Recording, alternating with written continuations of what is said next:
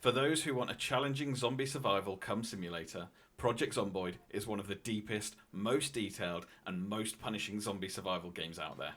Every time you start a new game or load into your existing save, you are reminded of the ultimate endpoint for the story you're creating. This is how you died. In this video, I explore a new potential alternative. Where the day before failed so memorably, where Dead Matter promised so much but delivered so little, there's a new zombie survival game entering early access. And it could be more similar to Project Zomboid than you think. Let's get into it.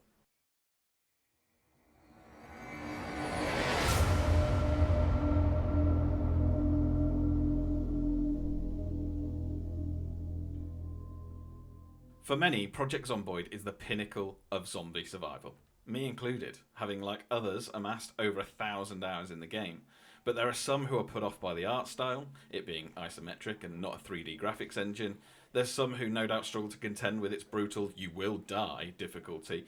And there is some discontent, I think it's fair to say, due to the slow nature of updates. This leaves a gap, and vying to take advantage is Vane. Vane is a single and multiplayer zombie survival game, and similarly to Zomboid, it's set in the US. Rather than Kentucky, you'll be based in a fictional area of upstate New York, with plans for some of the map to border parts of French Canada. But that isn't where the similarity ends. Here's 5 things that are similar across both games, and then we'll have a look at a couple of interesting differences. Dependent on the world settings you choose prior to jumping into Vane, you'll either start with the power and water grid working, or not. If you opt to start with it on, then don't get too comfortable filling up your bath or sitting back and watching that sweet, sweet TV. You'll need to prepare for them to stop working, unless you craft water collectors and electricity generators, of course. Another similarity to Zomboid is character creation. What you choose here will impact your playthrough and how you play the game. You can choose different stat perks and skills to start off with. There's also different professions for you to choose from, which will give you different loadouts or start you in different clothes, but crucially also have an impact on how you get skills and how you level up. There's also different negative traits that you can take to make your playthrough more challenging. Now these vary from diabetes, where you'll need to locate and keep a supply of insulin, to lactose intolerance, to sleepwalking, where you're likely to wake up in a completely different bed, even a completely different house to where you fell asleep.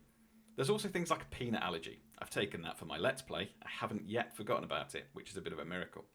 Or if your character loves cracking skulls, you can take something like bloodlust. Stop killing though, and you can expect to be quite sad. A third thing that's really quite similar to Zomboid is focused realism that just makes sense. So in Zomboid, you can't tell the time until you've picked up a watch. And if you pick up a digital watch, you get to see the temperature too. Well, in Vane, if you don't have a cell phone, you can't tell the time. If you don't have a compass, then that doesn't show up on your heads-up display and you don't know whether you're facing north, south, east or west. And if you don't have a thermometer, well, you can't tell what the temperature is. They're small details, but they really do add some nice depth to the game. Another mechanic that's quite similar, and you'll have to excuse that pun, is cars. You have to look after your car in Vane, and you have to look after it in Zomboid. In Vane, there's probably a little bit more detail than there is in Zomboid, in the sense of you can change the pistons, you can change the engine manifold, you can change the exhaust, you can change the battery, but things like your car oil, if they get dirty over time, then that will start to degrade your engine. So you really do have to think about car mechanics in Vane. Don't stop driving through zombies, hell no, God, we all enjoy that, but let's just make sure that you've got some spare parts in the garage at home. The final similarity that we'll look at for now is illnesses, injuries, first aid. I think for a zombie survival game to really earn its salt, detail around like injuries is really important. In Zomboid, if you walk over broken glass, you're going to cut your feet up, you're going to need to patch them up. It's the same in Vane. Actually, if you walk over broken glass in Vane, and that negative trait that you've taken is unvaccinated, then you might actually get tuberculosis. It's a really cool detail that ultimately, not just zombies can kill us. You'll also have to suture any deep wounds before you bandage them. And if you're dirty and you've got wounds, then you'll need to clean them first and then bandage them. The detail here in the first aid sense of Vane is very similar to that of Zomboid. It's awesome in terms of the depth that the devs have gone to, and it's only in early access. So the differences. Obviously there's quite a big visual difference, but I actually think that brings about some different elements to it. In Zomboid, you can sort of take on 5, 10, 15 zombies at a time by pushing them off one another, and you know, you sort of stack them up, if you like, and knock them down one by one. Whereas being in a 3D engine where you're playing first person, that's terrifying, and like there's no easy just push away mechanic to smash them over the head. In Vane, you have to think a little bit more about your combat and be a little bit more risk averse. Additionally, in terms of navigation, that's a huge difference when you're plonked into a 3D world and you can go in any direction. In Zomboid, you sort of know that if you're driving up, you're heading north, and that's another difference here in Vane. And I think the other thing that I'd point to, which is quite surprising how much of a difference it makes, is just the modern day thing. So going from mid-90s Kentucky in Zomboid to, you know, the 2020s in Vane, where you've got a cell phone and there's computers in the world and flat screen TVs, it's that difference which is really interesting, just in terms of that different setting. There's going to be different lore when the devs start to introduce it. It's going to feel like a very different apocalypse because it's going to be a modern day apocalypse. And the roadmap that the devs have set out, which I'll ping a link to here, is incredibly ambitious. They're talking about having, you know, trains in the game, which if you go into the sandbox, you can actually play around with already. There's talks of things like helicopters and aircraft, which is insane, which, you know, I don't think you could really achieve in a 2.5D isometric engine, but a 3D engine allows you that.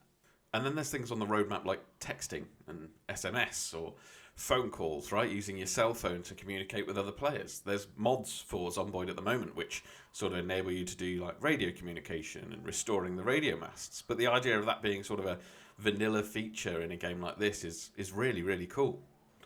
I think ultimately I love an immersive zombie survival kind of simulation where every decision feels important. Project Zomboid does it wonderfully. Do I grab that extra bag of flour and make myself over encumbered when there's 25 zombies knocking at a door? I don't know, but I really do want to make that fresh bread. There's room in the genre for multiple options though, and this is it. I think Vane is a different take on it, albeit with influence from Project Zomboid amongst others. But for a game in early access, it really is on the right track to become the next big one. You can also play it with your friends. If you don't enjoy solo, or if you want to do both, you can play it with friends and have that experience and that challenge together. Ramp up the difficulty settings, make loot even more rare, make it so that you've really got to work together. Whatever you want to do, you can do that. And I think the biggest pull for Vane is that despite it being in early access, there's a demo for it, which is being kept updated too. So you can just hop in and try it with no risk. But this is what the genre's about, right? It's creating those stories and the opportunities for us to tell our stories through these games. And I think Vane's really on the right track for enabling us to do that. What do you think? Do you think this is the closest we'll get to a 3D Project Zomboid? Or do you think nothing can compete with Project Zomboid in its depth? Let me know down in the comments. And if you want more zombie smashing related content, then drop me a subscribe, and a like on this video would be really helpful too. I've only really scratched the surface of what's in Vane. You can watch my other video down below with 23 really cool small details that make Vane as deep as it is. Or you can get involved in my Let's Play. Thanks for watching.